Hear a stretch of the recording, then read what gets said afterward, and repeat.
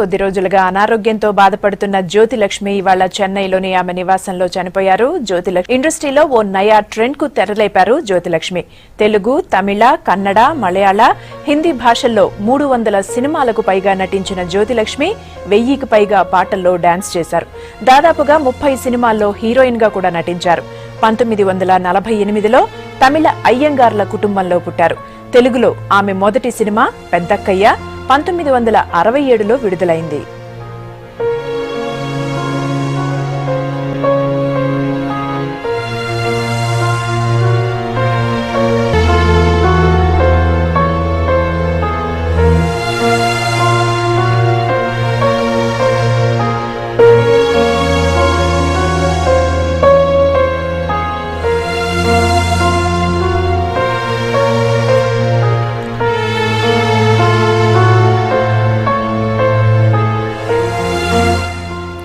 Eighties 90s లో తన డాన్స్లతో కుర్రకారు మతి పోగొట్టారు. జ్యోతిలక్ష్మి క్లబ్ డాన్స్లకు ట్రెండ్ సెట్టర్ గా నిలిచారు. ఎంత పెద్ద హీరో అయినా సరే ఆ మూవీలో జ్యోతిలక్ష్మి ఐటమ్, ఎన్టీఆర్ తో జ్యోతిలక్ష్మి సాంగ్ ఉందంటే బంపర్ హిట్ అయినట్టే.